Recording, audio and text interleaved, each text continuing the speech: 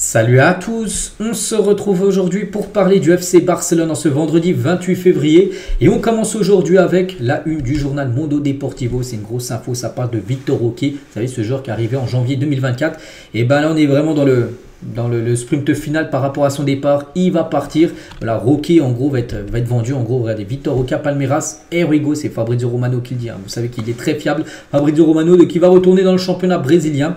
Donc le Barça recevra 25 millions d'euros plus 5 millions d'euros et une clause de vente, hein. Donc le Betis obtiendra des droits plus élevés pour Abdé en compensation vu qu'il était prêté normalement au Betis jusqu'à la fin de saison, vu qu'en gros son prêt va être cassé, hein, quelques mois avant la fin de son prêt. Donc du coup il y aura des droits plus élevés pour Abdé, un joueur que le Barça bien sûr avait vendu au Betis, hein. Donc Vitor Roque va signer un contrat de 5 ans à Palmeiras. Donc, voilà, tout est dit les gars, c'est fini. Seulement 1 an et demi après son arrivée. C'est dommage, hein, parce que ce joueur, hein, j'en ai un peu parlé hier les gars, c'était le futur très grand neuf du FC Barcelone. Le Barça voyait grand et beau avec lui, hein, sur les 10 prochaines années, voilà.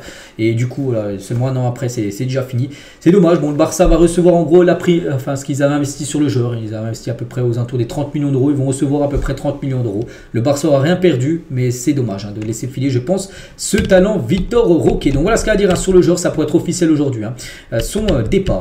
Et l'autre une, hein, donc ça va parler de Vitor Roque dans la une Mundo Deportivo, mais sport ça parle plutôt les mots du capitaine bien sûr Araujo. Araujo en difficulté, hein. C'est les derniers matchs, les gars jouent très peu, donc il est interviewé par ce journal sport. On va revenir sur des déclarations de sa part, hein.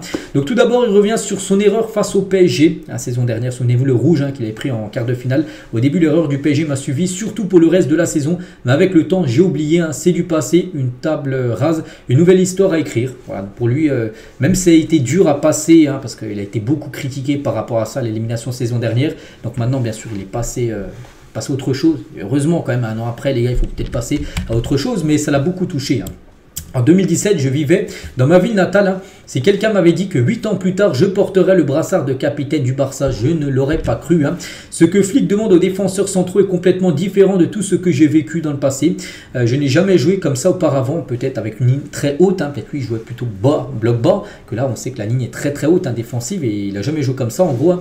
Peut-être que seul Liverpool fait quelque chose de similaire, hein, mais pas aussi risqué que nous, hein, de prendre des gros risques, hein. Ça paye souvent, mais des fois ça paye pas. Comme lors du match contre l'Atlético avec ce but, le 4-4 où la ligne était très haute et du coup il était pas hors jeu genre de l'Atlético et du coup ça fait but. Et juste après c'est un risque qui paye des fois qui paye pas.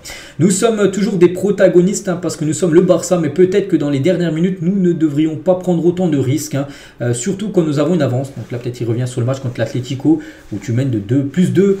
Voilà, tu t'aurais fait tourner le ballon, tu avais la maîtrise du match. Je pense l'Atlético, au pire on va leur dire qu'ils auraient mis un but, c'est tout, mais ils n'auraient peut-être pas marqué les 2 buts, l'égalisation. Et voilà, peut-être des fois il faut savoir calmer le jeu, ce que n'a pas fait le Barça lors du match contre l'Atlético, lors du match aussi contre l'Atalanta Bergame aussi, le Barça est concédé un but en fin de partie. Une équipe qui veut gagner a besoin de bons joueurs, hein, pas seulement de 11, hein. Si vous regardez le banc maintenant, il y a de grands joueurs, hein. Je crois savoir que j'ai été absent pendant 6 mois, je ne dois pas être naïf, hein. Quand je suis en pleine forme, l'entraîneur sait très bien ce que je peux offrir, hein. Mais voilà, il sait que là c'est compliqué pour lui d'avoir du temps de jeu, il le sait, hein, parce que pendant 6 mois il n'a pas joué, que des joueurs ont beaucoup joué, ont été bons, hein, Poku, Barcinigo, et que maintenant il faut qu'il cravache plus, hein, que les autres pour retrouver bien sûr une place de titulaire, hein. Pendant les 6 années que j'ai passé à Barcelone, l'un de mes plus grands avantages a été la capacité de corriger et de jouer avec une ligne défensive avancée, hein. Je me considère vraiment comme important à Barcelone, même si je n'ai que 25 ans, j'ai une certaine expérience, hein. C'est vrai que ça fait quand même 6 ans comme qu'il est du côté du Barça, donc il arrive à 19 ans, il a 25 ans, et oui c'est un joueur d'expérience, hein, bien sûr du côté du club. Bien sûr j'aurais envie d'une finale de Ligue des Champions contre Madrid, hein. Le simple fait d'être là serait formidable, ça serait un beau match, hein. Nous croyons que nous pouvons le faire, mais nous y allons match après match, hein, comme le dit l'entraîneur. C'est vrai que cette saison, il pourrait avoir un Barça Real en finale, hein. Chaque équipe est dans une partie différente. On n'a jamais vu de classico en finale Ligue des Champions. Il y a déjà eu des classicos, je crois, en demi, hein, de Ligue des Champions, en quart, mais pas en finale. Voilà, donc on verra cette année, ce serait que ce sera un match incroyable, bien sûr le plus beau match du monde en finale de LDC, la plus belle compétition pour un club, ce serait totalement fou.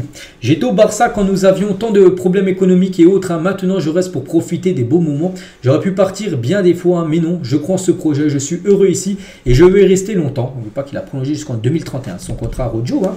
Ce n'est pas pour rien que j'ai signé un contrat long terme ici, je veux rester ici longtemps, hein. Après c'est pas qu'il a signé jusqu'en 2031, qui restera jusqu'en 2031, il peut à tout moment partir, il peut partir, hein. dès ce mercato estival. N'oubliez pas qu'il y a une clause libératoire fixée dans son nouveau contrat. Je suis content à Barcelone, ma famille est heureuse ici, je dois profiter bien sûr du moment.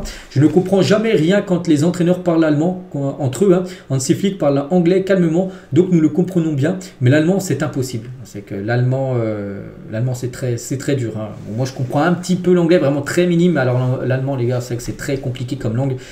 Donc c'est pour ça quand il parle allemand, les entraîneurs, les adjoints de Hansi Flick, tout ça, ils comprennent absolument rien. Araujo. Hansi Flick est un gars formidable, les gens nous faisaient peur, voilà l'allemand coriace, mais non, ce n'est pas du tout comme ça, il est très proche des joueurs, il pensait que c'était un entraîneur froid, tout ça, ce qu'il avait pu voir dans le passé quand il était au Bayern, mais non les gars, il est très très proche de ces joueurs Hansi Flick. Le travail c'est du temps pour Hansi Flick, tout le monde doit être sérieux, mais c'est un gars très compréhensif, et Hansi Flick est le véritable leader de ce Barça, c'est lui qui gère tout, la philosophie qu'il a apporté à aider les choses à se dérouler sans heurte. Je parle d'un niveau physique, d'un niveau médical, d'un niveau compétitif. Vous pouvez voir les résultats qui sont quand même très bons actuellement, bien sûr. Le Barça est actuellement premier de la Liga. Le Barça est actuellement fini comme deuxième de la Ligue des Champions sur 36 équipes, la poule unique. Le Barça est en demi-finale de Coupe du Roi. Le Barça a gagné la Super Coupe d'Espagne. Donc oui, le Barça réalise bien sûr une très bonne saison. On peut voir les résultats de la patte. Hansi Flick est arrivé, n'oubliez pas, il n'y a même pas un an. J'ai l'impression que je dois prendre un rôle de leader dans le vestiaire. Il y a beaucoup de jeunes joueurs et ils passent toute la journée à regarder TikTok et à plaisanter. Voilà. Toujours avec Araujo, je crois qu'on arrive là sur les dernières déclarations de sa part. Avoir autant de jeunes joueurs dans l'équipe est une bonne chose. Ils ajoutent une atmosphère amusante au dressing. Ils ont un état d'esprit compétitif et ils n'ont peur de rien. Ils n'écoutent aussi quand il y a des conversations sérieuses, ce qui est bien évidemment. Et certaines personnes disent que vous avez une clause libératoire très basse pour quitter le club. L'été prochain, il a dit « Je suis vraiment content ici. J'ai l'impression que de bons moments arrivent et que les supporters vont s'amuser. » Bon, il a répondu un peu voilà, pour dire... à côté de la plaque. Oui, vraiment, il a une clause, en plus, je l'avais dit. Il a un nouveau contrat, mais sur les 10 premiers jours du mercato, du 1er juillet, je crois, au 10 juillet, les gars, il a une clause, je crois, 65 millions d'euros. C'est-à-dire si un club paye ses 65 millions d'euros, et si le joueur donne son oui, il partira. Après, sa clause, à partir du 10e jour du mercato, enfin le 11e jour, remontera sa clause. Donc, il a une clause très basse. Bon, il n'a pas voulu répondre comme à ça. Il a dit, je suis vraiment très heureux d'être ici. Mais c'est vrai que s'il joue encore très peu cette fin de saison, peut-être il aura des idées ailleurs, on ne sait pas, avec Araujo. Et Araujo toujours, je suis dans une phase particulière de ma carrière et j'en suis convaincu. Et j'étais calme en janvier parce que j'ai toujours voulu rester au club. Il y a eu des négociations avec le club, mais c'est normal, n'oubliez pas qu'il était proche quand même de la Juventus Turin. En janvier dernier, donc voilà toutes les déclarations d'Araujo qui a été interviewé. Je crois que c'était hier l'interview sur le journal Sport. C'est aujourd'hui que ça a été dévoilé, toutes ces déclarations. On continue cette fois-ci avec le programme, bien sûr, je ne l'ai pas montré, j'essaie de vous le montrer tous les jours. Donc aujourd'hui, le 28, un prochain match, c'est le 2 mars, c'est dans pas longtemps, c'est après-demain. Voilà, c'est simple, demain on est déjà le 1er mars et après-demain c'est le 2 mars, c'est dimanche. Donc 16h15, n'oubliez pas, en plein milieu de l'après-midi, le Barça contre la Real. Sociedad, on en parlera... Bon, aujourd'hui, je n'ai pas trop d'infos. Demain, je pense. Demain et après-demain, on en reparlera beaucoup. On va parler de Neymar, les gars, parce que Neymar, on en parle quelques fois ces derniers temps. Il rêve toujours d'un retour au Barça. Je l'ai déjà parlé il y a 1 ou 2 semaines. Et ça se confirme. Pini Zahavi, son agent, et Juan Laporta, le président du Barça, entretiennent une relation très étroite. Des discussions entre les trois parties auraient débuté pour un retour de Neymar du côté du club.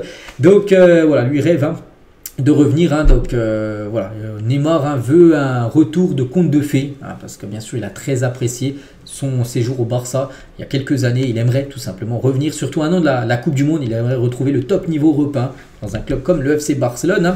Donc le plan de Neymar pour retourner à Barcelone, donc retrouver de la netteté à Santos, déjà là se remettre en forme à Santos, pas de blessure, enchaîner les matchs, être décisif pour être pas son prime, il ne retrouvera jamais son prime, mais avoir un bon niveau correct et pourquoi pas faire son retour en Europe. Et lui, il rêverait d'un Barcelone.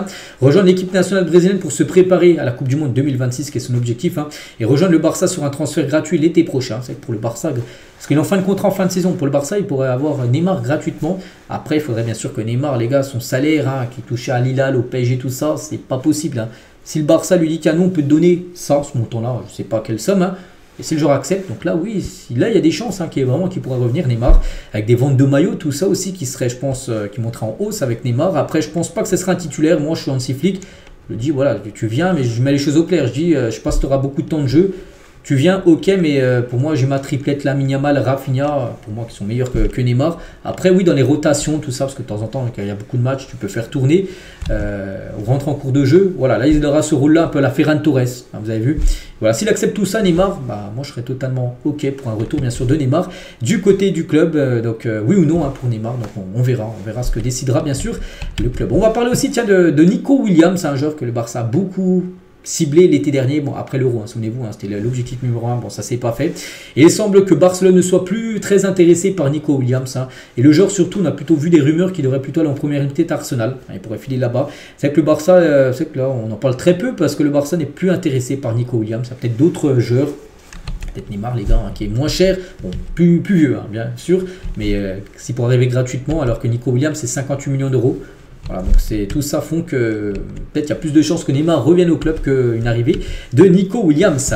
Le défenseur central ghanéen de 18 ans, Hafiz Gariba, a marqué sa première titularisation pour les juvéniles B, donc l'équipe U19B, donc la réserve, hein, avec un but spectaculaire en fin de match, en marquant à la 92e minute du match, hein, pour assurer un match nul de partout contre l'Hospitalet, désolé. Hein. Donc le Barça l'a récemment signé en provenance de la Merced Football Academy. Donc voilà, concernant ce joueur ghanéen qui est dans la Masia, le centre de formation, on espère bien sûr qu'il fasse des grandes choses avec la Masia, puis un jour s'il est bon, bien, on le verra comme beaucoup de joueurs qui sont bons avec la Masia, et bon, on les voit bien sûr en équipe première. Et on finit aujourd'hui, tiens, je vais finir avec lui, c'est Kimmich, hein. Pourquoi? Parce que les gars, Kimmich, il avait une offre de prolongation Bayern, et le Bayern a retiré cette offre de prolongation, le joueur est en fin de contrat en fin de saison, donc on se dit que le Barça, qui a souvent été lié avec la rumeur Kimmich, hein, et bien si le joueur ne va pas prolonger, est-ce que ce serait le bon moment de faire venir Kimmich au club l'été prochain? En plus, il connaît très bien Hansi Flick, qu'il avait coaché du côté du Bayern. Donc on va suivre ce dossier, bien sûr, de très près. Donc voilà les gars, ce qu'il y a à dire. J'espère que ça vous a plu. On se retrouve demain, bien évidemment, demain samedi, hein, pour le prochain numéro. À demain.